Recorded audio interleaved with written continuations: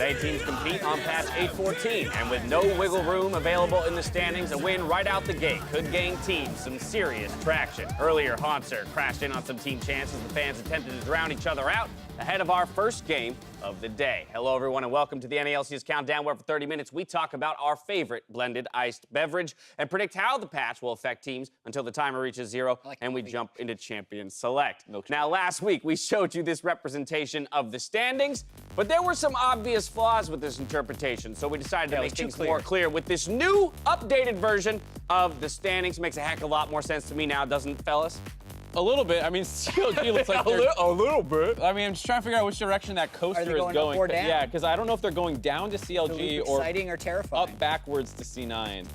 Where on this ride would you like to be if you were an LCS team? In which position? I think I want to be the people that's like to the right of Golden Guardians, kind of behind that one pillar. They look like they're in a good spot. There you go. All right. Well, sincerely though, with only 4 weeks left in the split, the NA LCS still remains wide open as the teams in first, 100 Thieves, Echo Fox, FlyQuest, and Team Liquid are only 3 wins ahead of 10th place Cloud9, meaning any of those teams can make their way into or out of a playoff spot in just a few games. The closest we've ever seen the league through this number of games. We'll see if anyone can begin that kind of win streak with our games today in the schedule presented by Jersey Mike Subs. TSM kicks things off with their match versus Cloud9, with Echo Fox against FlyQuest later on in the day. Plus, Clutch Gaming versus 100 Thieves to close out the day. And if you're wondering about the NA LCS Lounge, tune in tomorrow where Azael casts alongside Clutch's Seb Park and Team Liquid Steve when their teams clash in Game 3. If you order Jersey Mike's today, make sure to use the promo code JMNALCS with your online purchase to earn in-game rewards and a chance at an all-expenses-paid trip to the Summer Finals in Oakland. Now on Tuesday, the trade lock hit the NA LCS and one transfer dominated the news week between Cloud9 and Echo Fox. As a reminder, we're going to throw up on the screen the lineup as it was seen in week 1. This, of course, included Phoenix, Alltech, and Adrian as their bottom trio on the map.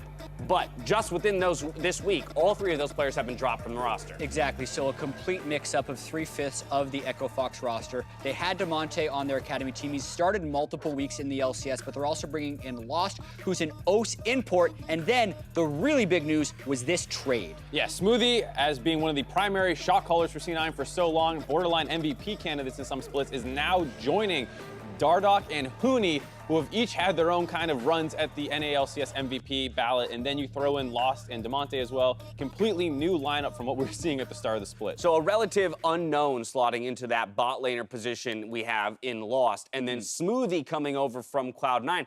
There's a bit of a peculiarity here, Jap, because typically when we see Academy bot laners in particular come up to the LCS stage, it's usually always next to their counterpart in the Academy League. And there's 2 things going on. It's both the shot calling fit and also the mechanical fit with the synergy of his bot laner. The fact that Smoothie and Lost have basically never played together prior to a week ago means there could be some definite growing pains. But if you were to have thought of this trade 3 months ago, Smoothie was actually an MVP candidate along with Huni. So you now have 2 MVP candidates on one team, but a lot has changed since then perception-wise, and Smoothie again has something to prove. Right, and I think there's a lot that can go wrong with this trade. Like Jat was saying, not only have these guys not played together actually, but they also weren't even in the same org, whereas sometimes, you know, it's like, oh, well, I've never played with Adrian, but I've been watching him play because we live in the same house or on the same team, we scrim sometimes. There's not that level of familiarity, and then Smoothie's always a guy who is such a vocal component of the teams that he's on. That's one of the problems actually C9 said they were running into, was he's too vocal, and then you're combining that with Dardoch and Huni, who have very strong opinions. Yeah, and also there isn't a backup plan for Echo Fox anymore. They had actually been running support by committee with Fang and Adrian. They're both gone. They actually also signed a new academy support, so if Smoothie's not working out, it's just another new guy they're throwing into the org. So how do we reconcile the possibility of personality clashes on this team? Because if Smoothie is supposed to be this vocal member, perhaps a leader, how does a personality like that interact with what we know are 2 large personalities in both Huni and Dardoch on the top side? Well, he's a smart kid, so I'm sure he'll know, like, as I'm moving in here, I don't want to, like, come in and completely disrupt everything they're doing, so I'm sure he'll come in with a little bit more of a backseat the first couple weeks before trying to slot into maybe what is missing or seeing where he can help, as opposed to coming in and being like, this is how I did things on C9, that's how we're doing it now. That's a possibility, though. It could be. Right? You never know who's going to want to call the shots. Right. The fact that Echo Fox has ran with so many different mid laner AD carry support like thoughts, especially as we heard they were doing a lot in practice, and the fact that their head coach is gone. Yep. Right? It is, I think, very much Huni and Dardok's team and just calling all the shots. So I think Smoothie has to take a back seat. Astronomical number of changes this roster and this team has gone through over the course of the summer split. With the premiere of NA's first Oceania import, we decided to call upon the experts from his home region to give us a rundown. G'day, NA LCS fans. Spawn here with Aegium, of course, the casters for the Oceanic Pro League, and we're just here to give a quick update and a wrap, I guess, on Lost, the new starting AD carry for Echo Fox. Obviously, someone that you're very familiar with, Bryce, has been through every facet of the Oceanic system. Has absolutely there, and we had a few AD carries back in his time, back when I was a player. Like, we had some laners, we had some team fighters, but the thing Lost was known more so than anything else was being super well-rounded and having that really good mindset to play sort of everything. It certainly was. Also was one of the few players that now is an import, but started in the OCS. Our secondary league with Chiefs Black, was able to promote through with Tainted Minds, and then obviously played a couple of splits as well with Legacy and was their star player. Yeah, 100%. Was the golden boy. Soul Strike's their coach, still for Legacy, but he was the chosen one for that lineup and got a lot of criticism, very harsh coaching structure, but had the mentality to back it up, and maybe that's why we've seen him improve so much and now make it to NA.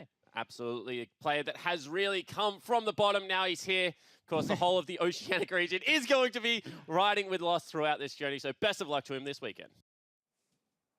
Across the Pacific, looking to prove himself here on the North American stage. We'll see how he does. But in addition to Echo Fox's moves from this week, Clutch Gaming also came out and announced pretty major roster moves for them themselves. 3 players hitting the bench. We got Lyra, Apollo, and Hakuho out.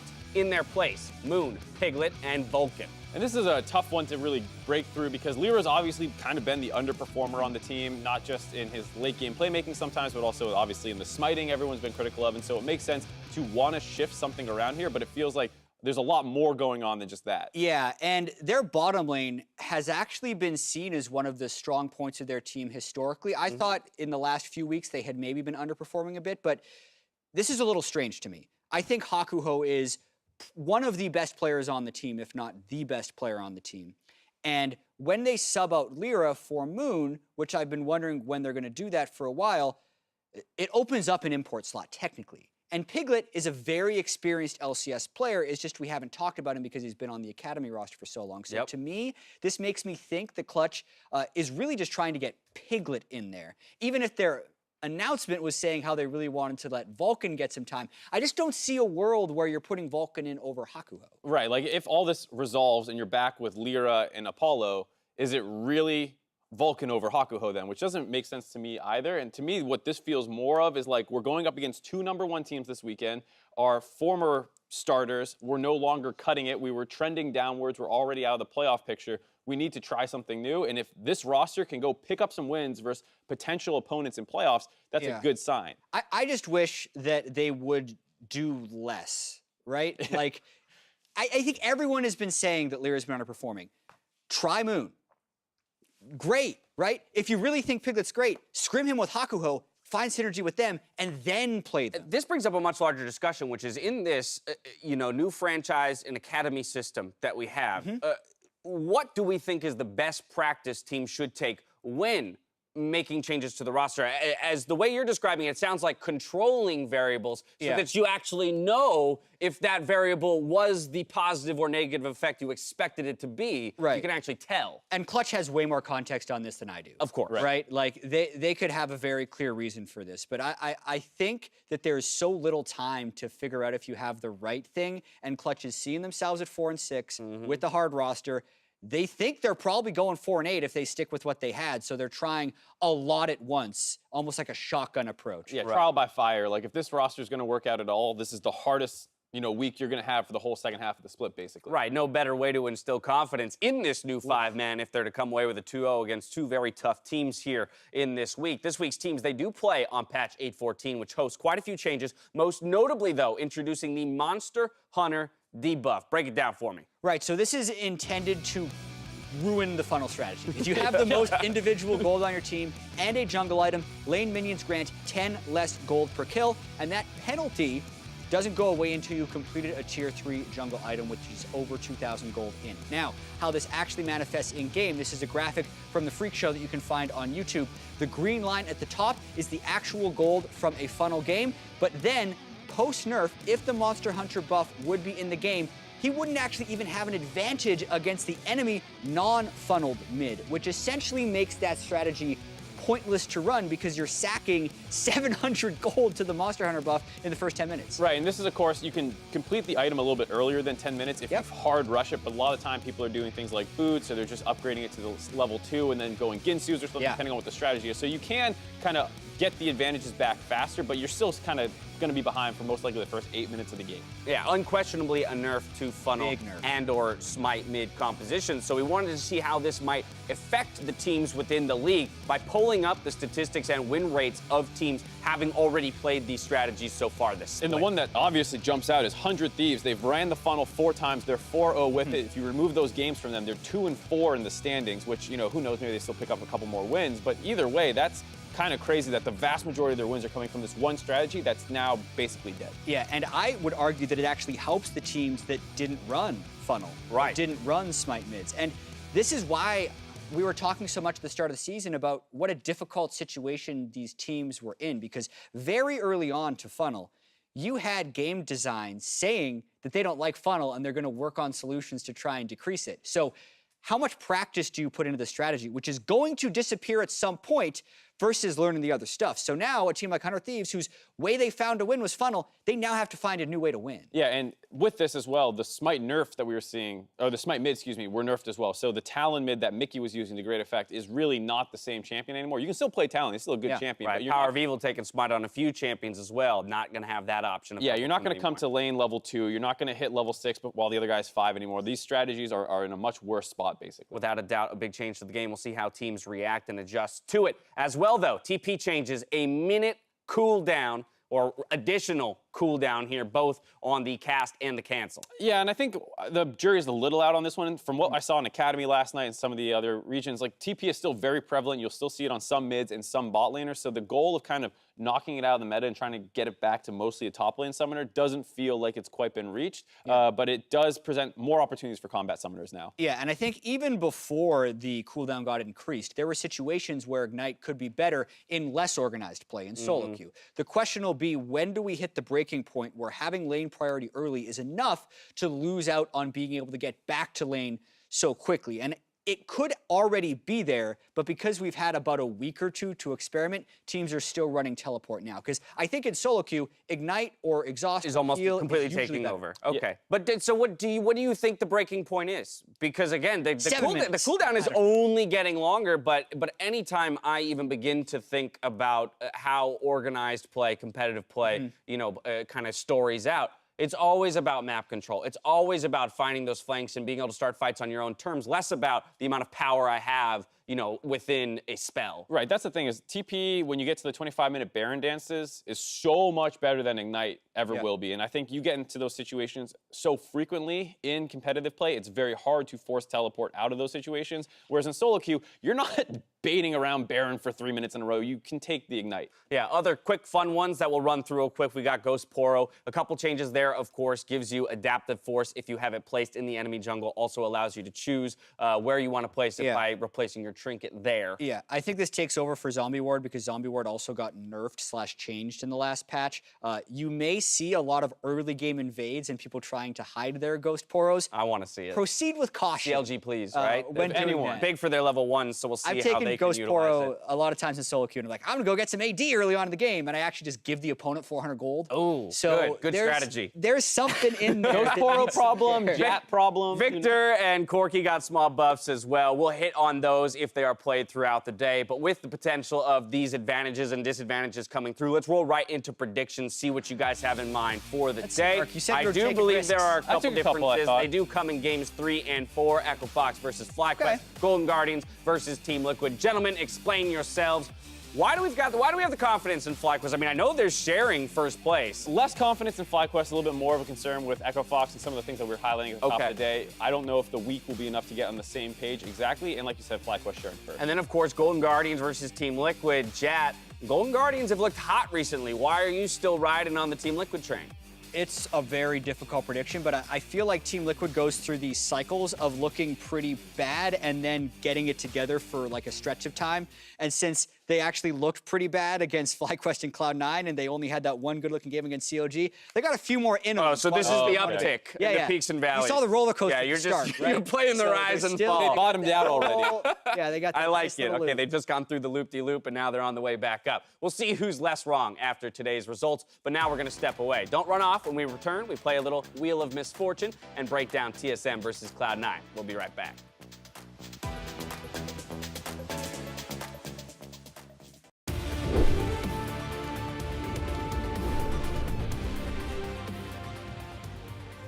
Welcome back to the NA LCS Countdown. We're about 10 minutes away from Champion Selective Game 1, and with the teams in North America constantly trading blows, it's feasible to make an argument that any team could walk away as the Summer Split champion. So I'm going to make each analyst do just that in our newest segment, Wheel of Misfortune. The way this works is we spin the wheel. One of the analysts will then be charged with telling me how that team ends up becoming the Summer Split champion. Jat's going to go first, so let's spin that wheel and see who he's got to argue for. There you go, you spin it. Which way do you go? Oh, yeah, okay. nicely done. Nicely done. Touchscreen technology. Yeah, absolutely real. Yeah, that's Not the hardest fake. part. Here Golden we Guardians. go. Oh, Golden Guardians is who you got to Yeah. argue for. How do they win the Summer Split? Well, you can see they've been on such an uptick already. I think specifically the variety of champions that they play is their biggest asset. Not many of these teams have been able to adapt that quickly. We're going to have a lot of changes coming up still, but the lane dominant style, they've been able to play bottom lane. The fact that Mickey actually has been able to achieve lane priority on a lot of people makes that a replicatable strategy for them. Then you have that guy like Lorlo up there who plays more solo queue than most pros, specifically focuses on getting better for the stage in solo queue. He's not playing solo queue to climb, he's playing solo queue to get better. I really like that about him. So I think also you have a jungler in contracts who already has Worlds experience. Yep. They can actually turn the corner, get that home game in the spring finals, summer finals, and then maybe take it home. I mean, they're looking good. What a run it would be if that team, based on their spring split finish to now, was able to come away as the Summer Split champions. Mark, you're up next. Go ahead, spin the wheel, my friend. Let's see All right, what here you we have go. to argue for. No. Come on, man. You What? spin How'd it that the wrong happen? way, too. I'm gonna pull Mark. it down. That's And how then you don't back know what up. you're doing. You don't throw it up.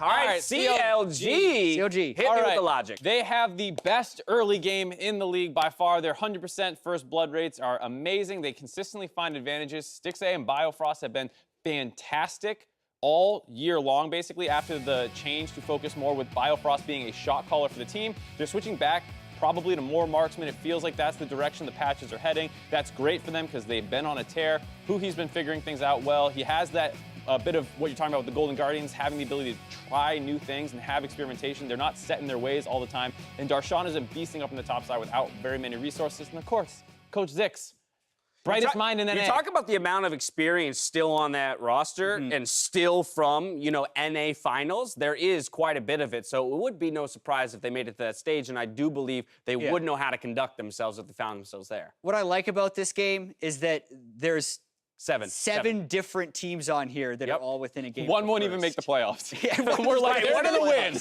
One of these teams will not actually make the playoffs. Are there, obviously this is a thought exercise, but what do you think perhaps is CLG's biggest obstacle to overcome on a run to a Summer Split championship? I think you need to find more consistency for them because you're going to be playing multiple best of fives that you're going to need to win. If you're lucky and you get a bye in the first round, that's great for a team like them who can struggle with it, but they have always been a team since their inception, it feels like, that can lose any game. I think consistency is a thing that any team in the North American LCS would be lucky and very happy to find right now. Turning our attention to Game 1, though, Sven talks about how the criticism around TSM's performance is a part of being on the historic org.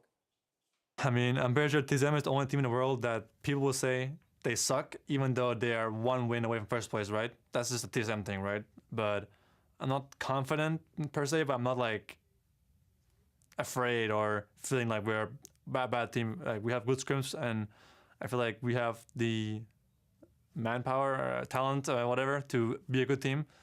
And we have good structure as well. Something goes wrong on stage too often, and we need to start playing the same thing in scrims as on stage and just be confident with it and have a better mixture of early game, late game, and having options in the game in the early game. I mean, it's an interesting sentiment. Again, the kind of the history of the org is what kind of pushes that mentality forward of the fans, with the expectation being so great. And today's first match features two orgs that are former Titans gunning, right? To spark what once made them great. I mean, exactly. They've been in 8 of the 11 banners that we have. They've won the split that many times. They've fought against each other in the finals 6 times. For a long time, the NA LCS felt like it was TSM versus C9. They had huge fan bases. They had the best players. They've always gone to Worlds since the LCS has been incepted, both of these orgs. And now they're in that situation where they're 5th place and 10th place. But winning cures all for this. As Sven mentioned, they're a game out of first. C9's in last, but if they win this, they're 1 game behind TSM with 7 games to go. So as many stumbles as they have had, this is still a historic matchup.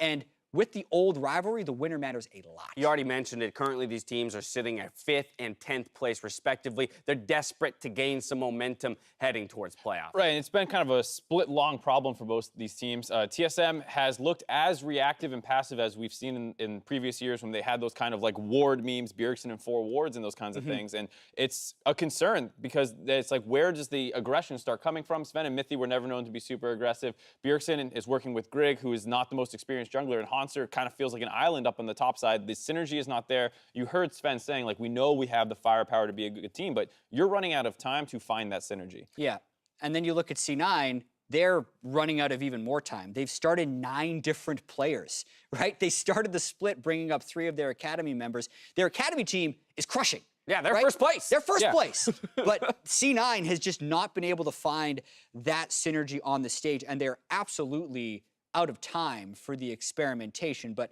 the glimpses have been there for this team. They were smashing so many of these early games. All of the people they brought up from Academy have had good games, right?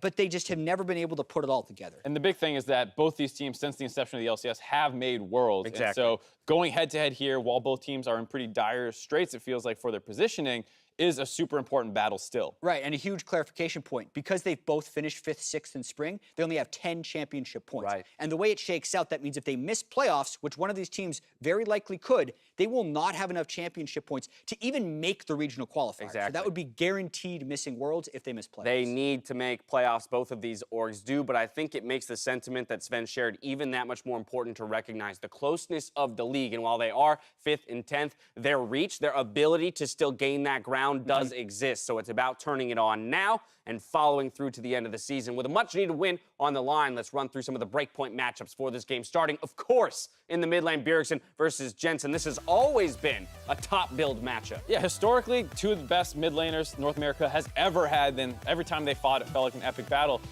This time around, with just the fact that the teams are not in their typical standings, it does feel like it's not the clash of titans with everyone else, mere mortals below them. You see that they are actually getting contested much more for these stats that they used to dominate. Yeah, Jensen's only played 4 of the 10 games, so take these stats with that in mind. But even looking at Bjergsen, 10th in damage per minute, 7th in KDA, like these are, and also his map pressure hasn't been what it once was.